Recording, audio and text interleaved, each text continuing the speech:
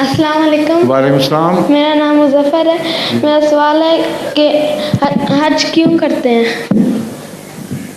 حج ایک ایسی جگہ کرتے ہیں جہاں خدا کے پرانے انبیاء نے آ کر اللہ کی عبادت کی تھی اور پہلا گھر خدا کا وہی بنا تھا.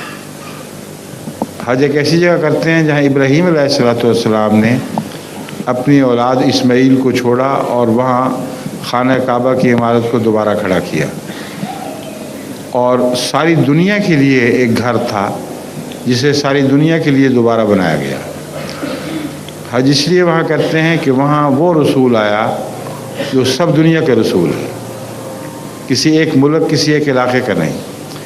اس لیے ساری دنیا کے لوگ اس خانہ کعبہ میں جا کر یہ اقرار کرتے ہیں کہ اللہ بھی ایک، ساری دنیا کا آخری رسول محمد رسول اللہ بھی ایک، اور ہم بھی اسی رسول کے تابع ایک وجود بن گئے ہیں.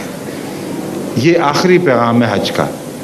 اور بھی بہت سی باتیں ہیں، وہ ساری باتیں میں یہاں نہیں بیان کر سکتا، مگر حج توحید کا مظہر ہے، اللہ کے ایک ہونے کا، اور اللہ تعالیٰ کے آخری صاحب شریعت رسول کے جو قانون لے کے آیا ہے اس کے ایک ہونے کا، اور تمام انسانوں کے برابر ہو کر اکٹھے ایک خدا کے حضور حاضر ہونے کا نام حج ہے.